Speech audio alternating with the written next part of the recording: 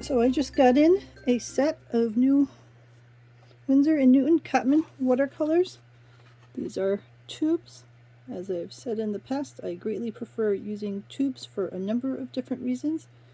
Helps keep the paint that I'm not using nice and clean. If something happens to this thing and it gets lost, or it gets soda spilled in it, or who knows what, then I can clean that off as best I can, but I know I still have the extra in the tube. That is fine, and it's much easier to buy additional tubes versus buying additional pans in many cases. So what I'm going to do now is put some of each of my new tubes into my new palette set. I like these metal ones because they are sturdy.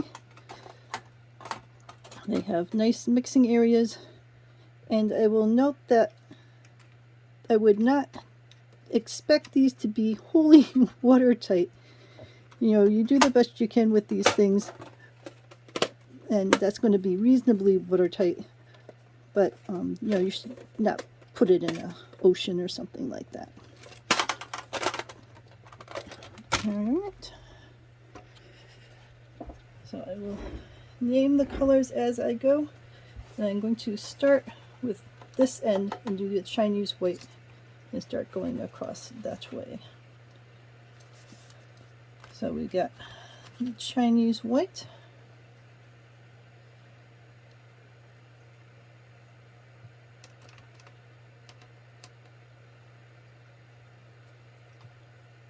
I'll put in a fair amount, but I'm not going to dump the entire tube in there, because with the kind of painting I do, it's not likely that I'm going to need to use that much all in one fell swoop. And like I said, this way the rest of it stays safely inside the tube. And if there really was a situation where I was painting a gigantic watercolor and I needed a ton of blue because I was doing a big ocean scene or something, then I could just go get the tube at that point and put out more of it that I felt I was going to need.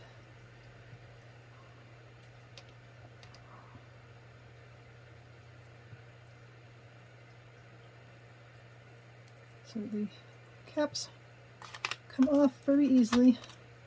There isn't any sort of problem. Imagine we've always had the kinds of caps that need a wrench to screw them off. I will notice that these tubes are under a little bit of pressure, so when I take the cap off, a little bit comes right out. So just be aware that that can happen. Oh, so I'm sorry. So that was lemon yellow hue. I was getting distracted. Cadmium yellow hue. Cadmium orange hue right there. Now we're working on the cadmium red deep hue. Let's see if I can show you what's happening when I take it off. See, and that one doesn't do it. That's okay.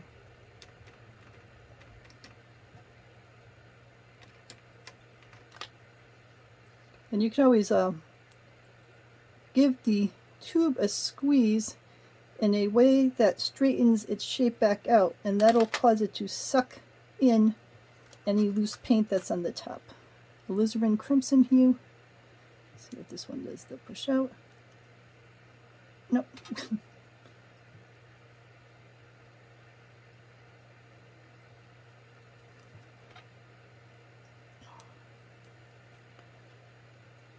Permanent Rose.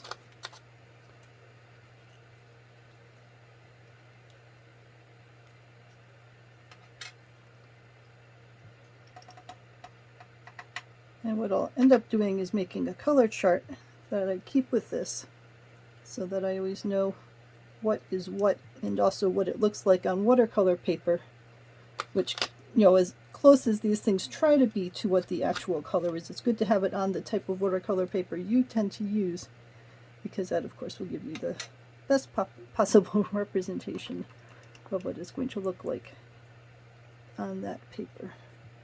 So this is Purple Lake.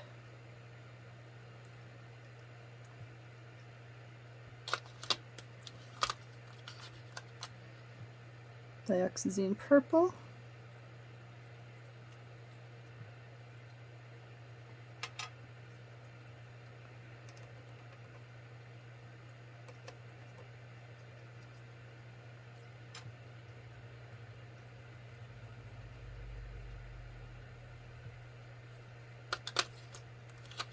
Ultramarine,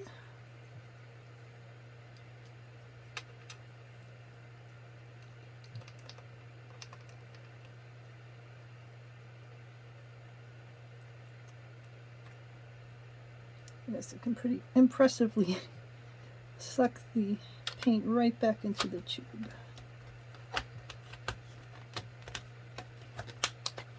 Prussian Blue,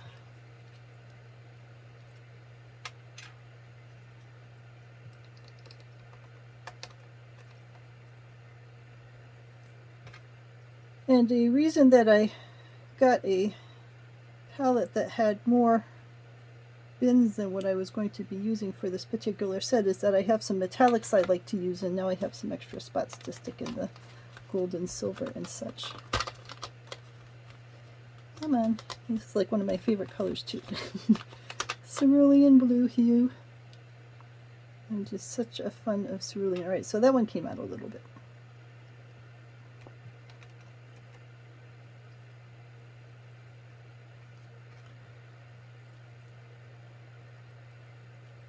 And also, if you're used to working with, let's say, acrylics, you might think that these are small amounts, but with watercolors, you are mixing this with water, so you're generally not just taking the raw paint and sticking it on. You're mixing in with a little water, maybe mixing in a couple colors together. So this is just, we'll say, a starting point. Alright, so that one came out a little. That's the turquoise.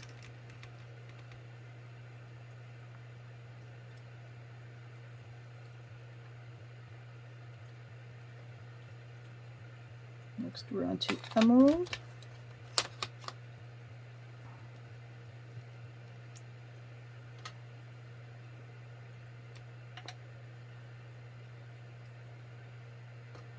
All of these colors are just so pretty. You know, and when you have pretty colors, it lures you into wanting to paint more, and then people like your paintings. Viridian Hue. So it sort of becomes a self-fulfilling cycle.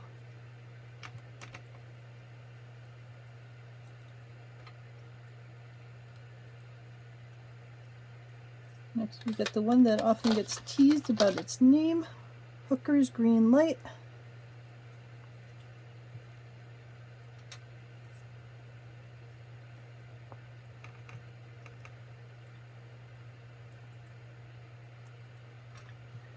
In general, you want to try not to get paint on the screws, the threads, because then when it dries, we're back to the wrench problem of trying to pry it off. Yellow ochre.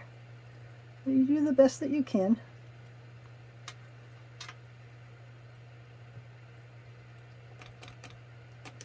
It's also a color I love.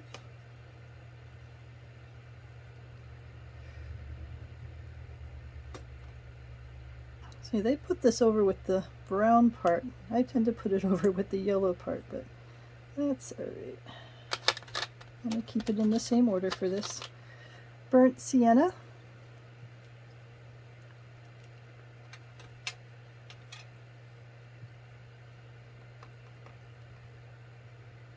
Also just such a pretty color.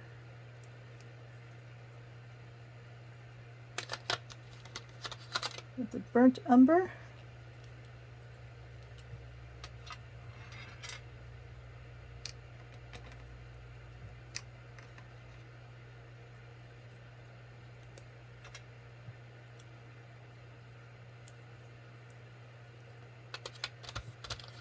And we're down to lamp black.